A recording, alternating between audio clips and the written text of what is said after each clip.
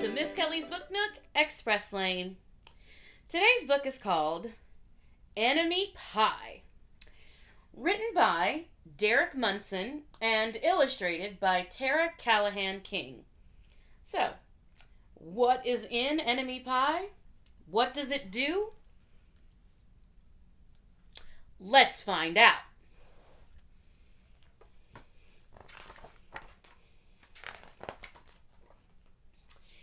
It should have been a perfect summer. My dad helped me build a tree house in our backyard. My sister was at camp for 3 whole weeks. And I was on the best baseball team in town.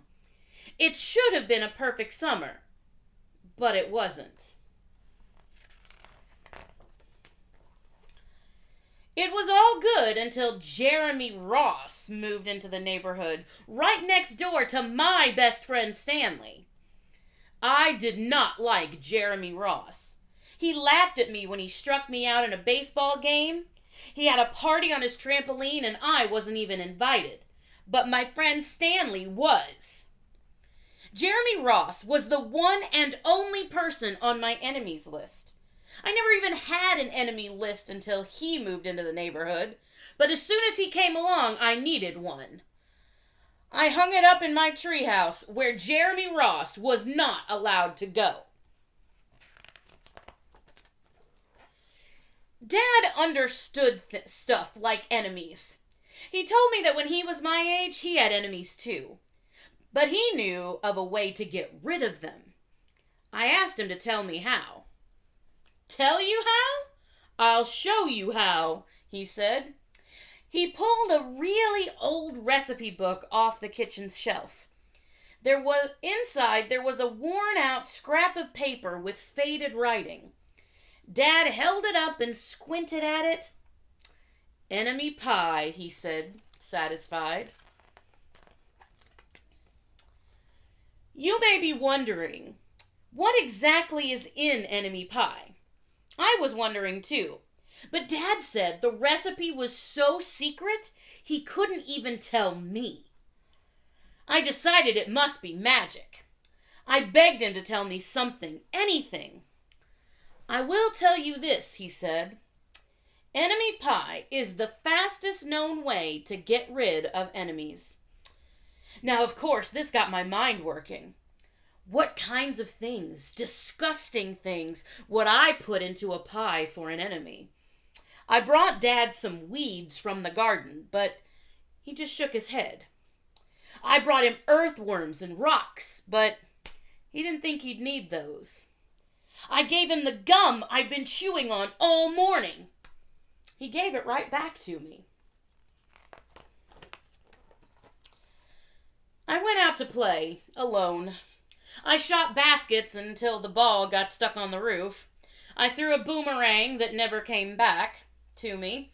And all the while, I listened to the sounds of my dad chopping and stirring and blending the ingredients of enemy pie. This could be a great summer after all. Enemy pie was going to be awful.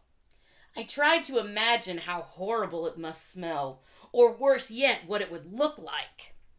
But when I was in the backyard looking for ladybugs, I smelled something really, really, really good.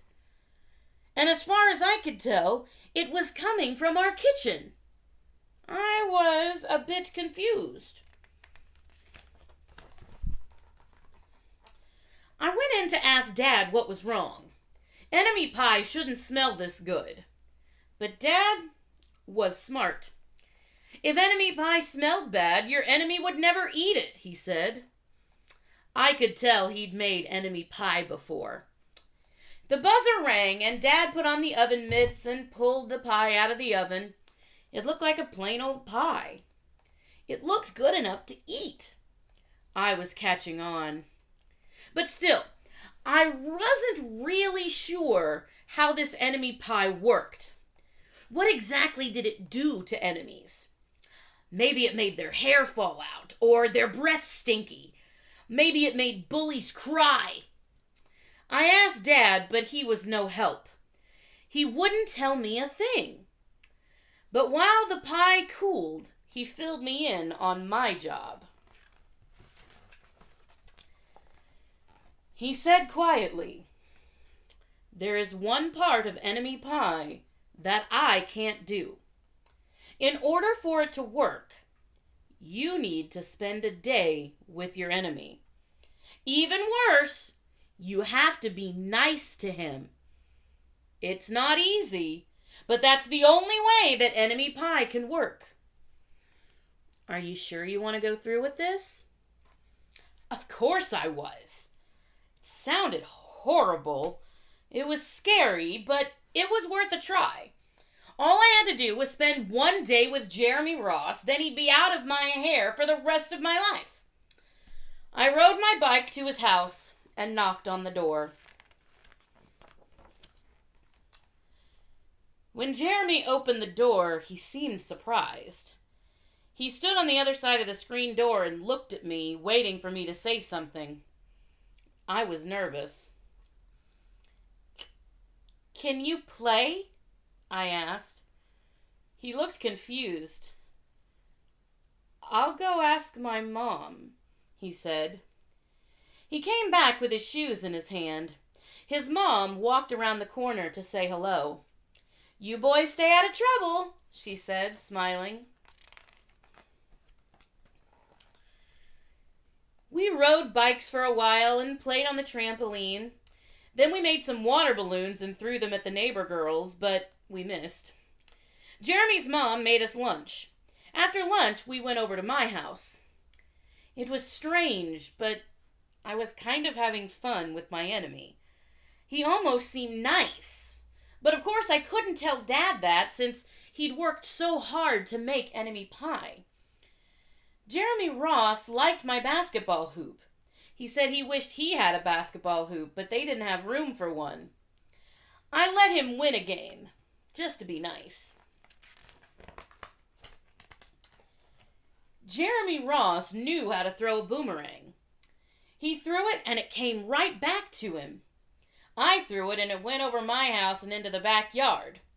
When we climbed over the fence to find it, the first thing Jeremy noticed was my treehouse. My treehouse was my treehouse. I was the boss. If my sister wanted in, I didn't have to let her. If my dad wanted in, I didn't have to let him. And if Jeremy wanted in, "Can we go in it?" he asked. I knew he was going to ask me that. But he was the top person, the only person on my enemy list, and enemies aren't allowed in my treehouse. But he did teach me how to throw a boomerang, and he did have me over for lunch, and he did let me play on his trampoline. He wasn't being a very good enemy. "Okay," I said, "but hold on." What do you think he's going to do? I climbed up ahead of him and tore the enemy list off my wall. I had a checkerboard and some cards in the treehouse, and we played games until my dad called us down for dinner. We pretended we didn't hear him, and when he came out to get us, we tried to hide from him, but somehow he found us. Dad made us macaroni and cheese for dinner, my favorite. It was Jeremy's favorite, too. Maybe Jeremy Ross wasn't so bad after all. I was beginning to think that maybe we should just forget about the enemy pie. But sure enough, after dinner, Dad brought out the pie. I watched as he cut the pie into 8 thick slices. "Dad," I said, "it sure is nice having a new friend in the neighborhood." I was trying to get his attention and trying to tell him that Jeremy Ross was no longer my enemy, but Dad only smiled and nodded. I think he thought I was pretending.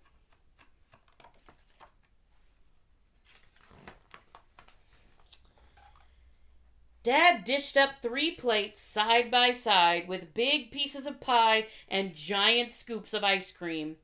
He passed one to me and one to Jeremy. Wow, Jeremy said, looking at the pie. My dad never makes pies like this.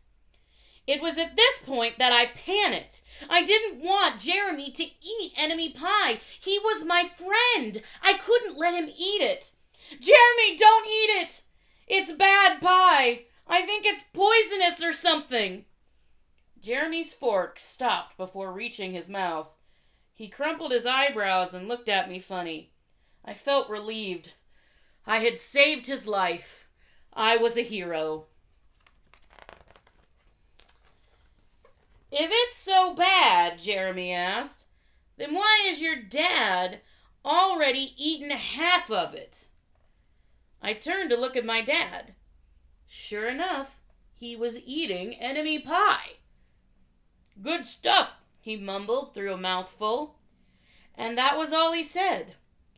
I sat there watching them eat enemy pie for a few seconds.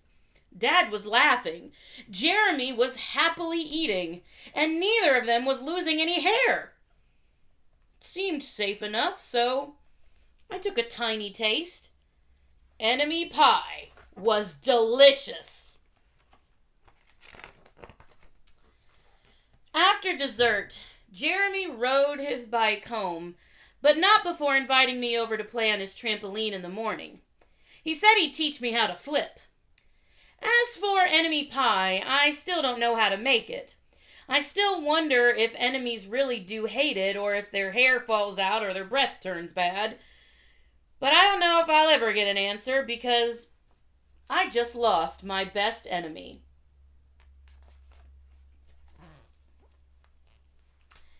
The end.